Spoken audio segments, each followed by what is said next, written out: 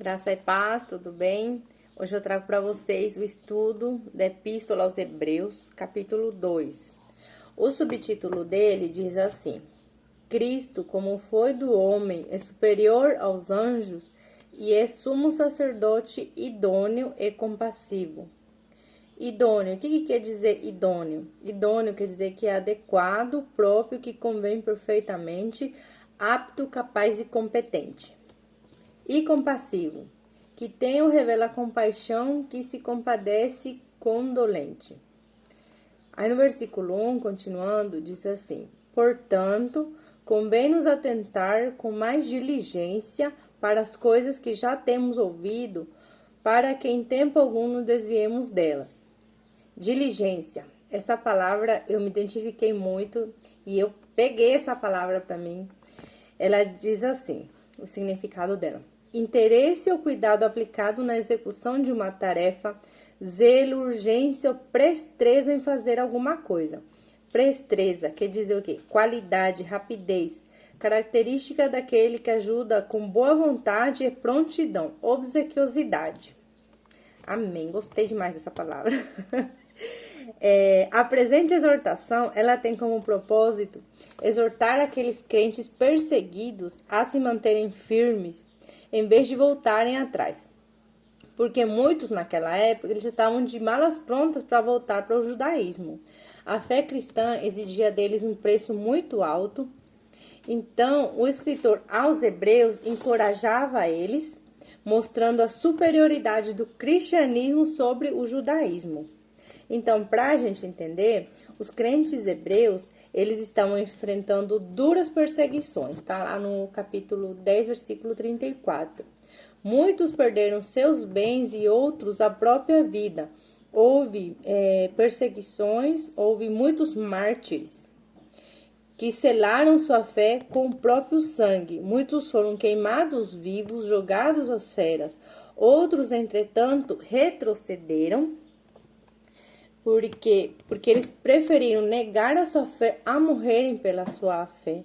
Houve aqueles que renunciaram a Cristo para não serem mortos ou escapar da prisão.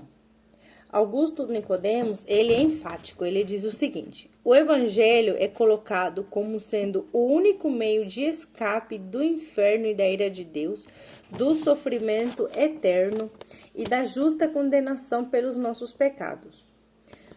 Aí tem uma pergunta: como vai escapar quem negligencia essa tão grande salvação, se o único caminho é Jesus Cristo? Então, tão grande salvação, isso está no versículo 3, né? Essa pergunta. Diz assim, que essa é a primeira advertência da epístola, avisando os hebreus do perigo de serem arrastados pela forte correnteza do rio da apostácia.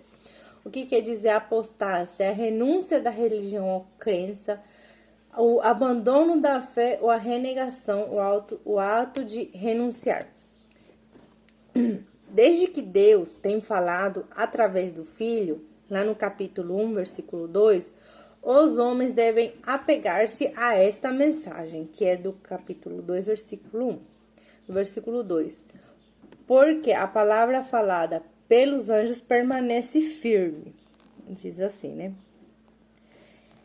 A lei falada por meio dos anjos, a ponto de toda transgressão ou desobediência a ela ser passível de justo castigo. Então, o justo castigo foram para aqueles que desertaram ou ouviram com desrespeito, desertaram da fé, ouviram com negligência a palavra anunciada pelos anjos.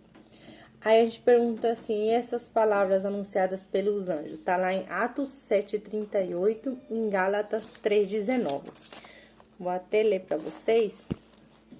Atos 7:38 diz assim: Este é o que esteve entre a congregação no deserto, com o anjo que lhe falava no monte Sinai, e com nossos pais, o qual recebeu as palavras de vida para nos las dar.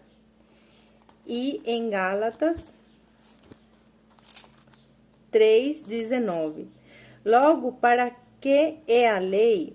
Uma pergunta, né? Foi ordenada por causa das transgressões, até que viesse a posteridade a quem a promessa tinha sido feita, e foi posta pelos anjos na mão de um medianeiro.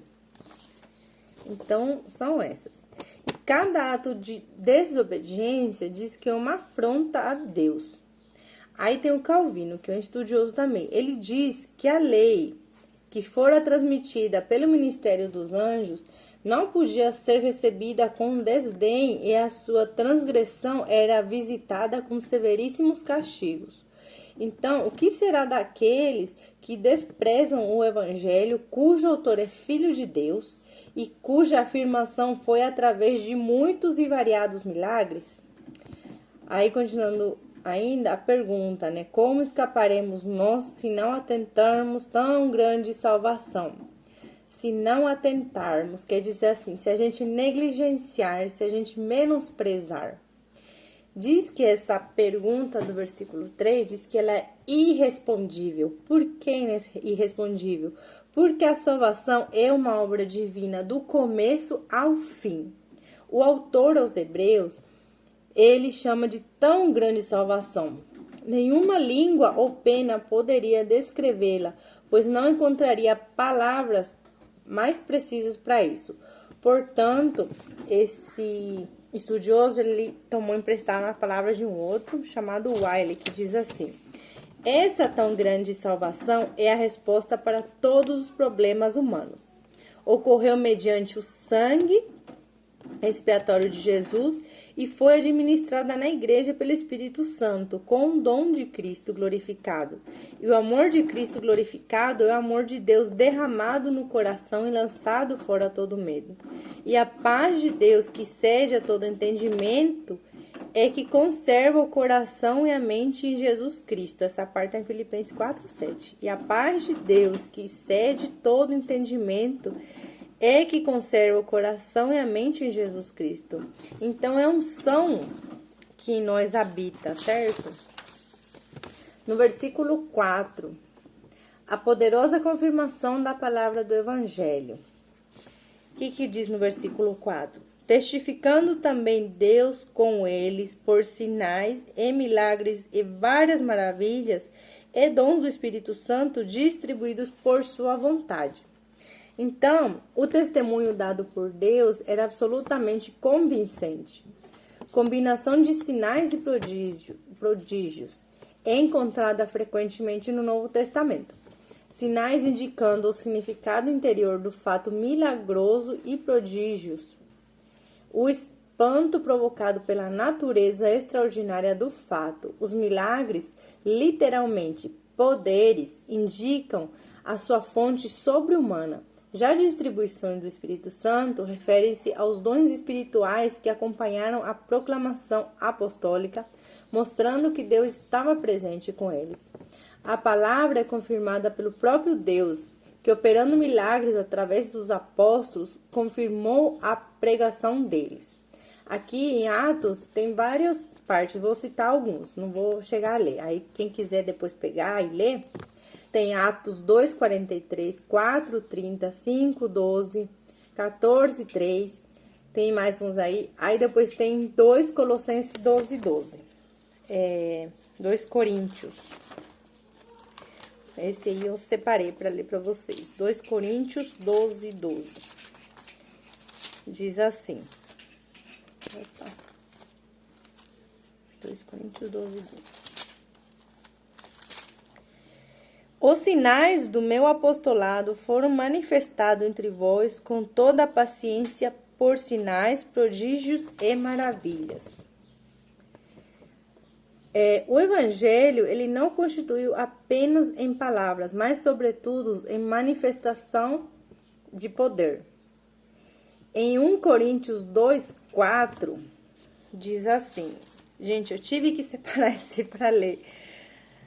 Eu espero que todos acompanhem esses pequenos espaços que pede para separar. Diz assim: porque em muita tribulação e angústia do coração vos escrevi com muita lágrima, Não para que vos entristeceis, mas para que conhecesseis o amor que abundantemente vos tenho. Ele é uma epístola de Paulo aos Coríntios, né? E em 1 Tessalonicense 1:5 diz o seguinte: porque o nosso evangelho não foi a vós somente em palavras, mas também em poder e no Espírito Santo, e em muita certeza, como bem sabeis, qual fomos entre vós, por amor de vós. Então, Jesus, ele realizou muitos milagres e prodígios. Quais foram alguns? Os famintos foram alimentados, os paralíticos andaram, os cegos viram, surdos ouviram, os mudos falaram, os leprosos foram purificados, os cativos foram libertados e os mortos ressuscitaram. Jesus demonstrou pleno poder sobre as leis da natureza, sobre os demônios, sobre as enfermidades, sobre a morte. Esses milagres foram sinais que atestaram sua messianidade. O que quer dizer messianidade? Messianidade é a característica que se refere a Jesus Cristo, isso é para o cristianismo, e para o judaísmo, a qualidade do descendente humano do rei Davi, capaz de restaurar Israel e o reino de Davi. Já os milagres operados por intermédio dos apóstolos, eles atestaram veracidade à sua pregação. O livro de Atos, como já falamos, registra muitos desses milagres operados por intermédio de Pedro e Paulo, tanto os milagres de cura como de ressurreição. Deus confirma a sua palavra, dando o melhor de todas as suas dádivas. Seu próprio Espírito, ele veio para ficar com a igreja, para conduzi-la à verdade, santificá-la, dando-lhe dons e poder. Portanto, o mais severo castigo receberão aqueles que negligenciaram o evangelho dado pelo Senhor, confirmado pelos apóstolos e testificando pelo Pai com sinais de prodígios. Tá do 1 ao 4, né? Nesse capítulo, então, ele enfatiza a sua humanidade e sua humilhação. São quatro fatos que devem ser colocados em relevo sobre sua humanidade. É a sua condição. O 2, sua intenção. 3, seu resultado e sua causa. Qual que é a condição? Cristo, ele se esvaziou a si mesmo para assumir a forma humana. E nesse sentido, ele foi feito um pouco menor do que os anjos. A sua intenção, ele morreu para consumar a salvação do seu povo. O resultado, ele conduziu muitos filhos à glória e foi exaltado pelo Pai. A sua causa, tudo foi feito pela graça de Deus. O estudioso diz que o propósito principal da passagem, do 5 ao 18, está no versículo 9. A saber, a morte e o sofrimento de Cristo foram um caminho para a sua honra e sua glória. O argumento fundamental está no versículo 10 a 18. O tema do seu argumento se encontra no versículo 10. Trazendo muitos filhos à glória. Nossa, amém, né?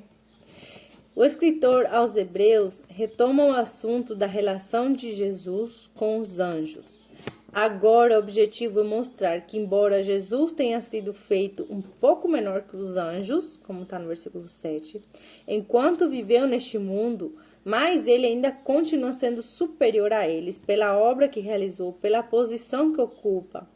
Na verdade, a superioridade de Cristo, ela não é cancelada por ele ter vindo a nós como homem, nem por ele ter sofrido como homem, que está no versículo 14 ao 18.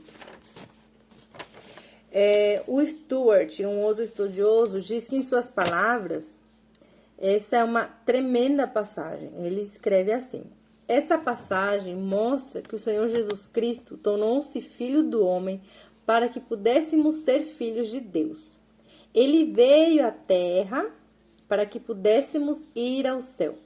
Carregou nossos pecados para que pudéssemos ser participantes da sua justiça. Tomou a nossa natureza para que pudéssemos ter a sua. Tornou-se homem a fim de restaurar-nos tudo o que havíamos perdido na queda de Adão. Está no versículo 14. Jesus experimentou a morte em seu maior grau de amargura. Não como um nobre mártir aspirando um estado de santidade, mas como um Salvador sem pecado que morreu para libertar pecadores da maldição da morte espiritual. Gente, quando para assim algum texto e fala assim, nossa, que Jesus morreu no grau de amargura, ai, dá um aperto assim no peito, sabe? É muito forte, imagina o que ele fez por nós, né? Então, aquele que entrou no mundo como unigênito de Deus, isso está em Jó 3,16, agora retorna ao céu como primogênito de Deus, está aqui no capítulo 1,6. Pois leva a glória como irmão primogênito, muitos outros filhos de Deus, está aqui no versículo 10. A quem não se envergonhe de chamar irmãos, versículo 11. Então, nosso irmão mais velho é Jesus, porque ele veio como unigênito e voltou como primogênito para nos dar essa glória. Augusto Nicodemos, ele é claro em sua posição. Jesus veio ao mundo para que sejamos uma família, ele sendo nosso irmão mais velho. Olha, viu? Do versículo 14 ao 15, diz que Jesus precisou encarnar para destruir o diabo e libertar os cativos. Seu propósito foi necessário para tornar os homens seus irmãos, no versículo 14 que falamos, né? Seu propósito foi aniquilar a autoridade daquele que tinha o domínio sobre a morte. Então, seu propósito foi aniquilar a autoridade daquele que tinha o domínio sobre a morte e libertar seus cativos. Ao morrer, Jesus matou a morte, pois arrancou seu aguilhão. Ao morrer, Jesus destruiu, ou seja, desarmou aquele que tem o poder da morte, a saber, o diabo. O verbo destruir, ela não significa tornar inoperante, sem efeito. Satanás não está destruído, mas ele está desarmado. Nós sabemos que nada, nem mesmo a morte, pode nos separar do amor de Deus que está em Cristo Jesus. Isso está em Romanos 8, 38 ao 39. Coloquei aqui para citar, mas vamos abrir e ler, tá? Jesus matou a morte com sua morte, pois ele é a ressurreição e a vida. No céu para onde vamos, a morte não mais existirá. Essa parte está em Apocalipse 21, 4. Jesus matou a morte com sua morte, pois ele é a ressurreição e a vida. No céu para onde vamos, a morte não mais existirá. Do versículo 16 ao 18, Jesus precisou encarnar para ser fiel e misericordioso sumo sacerdote. Em primeiro lugar, Jesus morreu para socorrer a descendência de Abraão. Versículo 16. Jesus não morreu para socorrer os anjos caídos. Para esses não há esperança nem redenção. Ele morreu para socorrer a descendência de Abraão. Ele veio salvar pecadores, ele veio para nos tirar da escuridão, para a liberdade, da morte para a vida. Em segundo lugar, Jesus morreu para fazer propiciação pelos pecados do povo. Está no versículo 17. Jesus, o sumo sacerdote, fiel a Deus e misericordioso a nós. Com sua morte, ele aplacou a ira de Deus contra nós. Por sua morte, somos declarados livres de condenação e reconciliados com Deus. Em terceiro lugar, Jesus morreu para socorrer os que são tentados, está no versículo 18. Ao encarnar, Jesus se identificou conosco. Ao assumir a natureza humana, foi tentado como nós e, por isso, pode compreender a nossa fraqueza e nos socorrer quando somos tentados. Frank Boyd é um outro estudioso, acho que fala assim, diz que a palavra socorrer, ela é expressiva, sendo derivada do grego boi, um grito, e tessai, que quer dizer correr. Então, o sentido completo é correr em atendimento a um grito. Quantas vezes a gente não fala assim, socorro, Senhor, me ajuda, né? Então, a gente tá pedindo, é um grito de socorro, né? Correr em atendimento a um grito. E ele ouve. Quando não ouve é porque tem coisa melhor para nós, né? Amém? O crente clama a Deus pedindo socorro. E Deus o atende, correndo para socorrer. Um outro estudioso diz assim: nenhum clamor deixará de ser ouvido, nenhuma tentação deixará de ser aliviada. O apóstolo Paulo esclarece: não vos sobreveio tentação que não fosse humana. Mas Deus é fiel e não permitirá que sejais tentado além das vossas forças. Pelo contrário, juntamente com a tentação, vos proverá livramento de sorte que a possais suportar. Está em 1 Coríntios 10, 13. Augusto Nicodemos, ele diz assim, que a boa notícia do Evangelho é que temos um homem assentado à direita de Deus, intercedendo por nós. Um membro da raça humana foi exaltado e glorificado, e tendo feito pagamento pelos nossos pecados, e ele é o nosso representante. Então, gente, espero que tenham aprendido alguma coisa.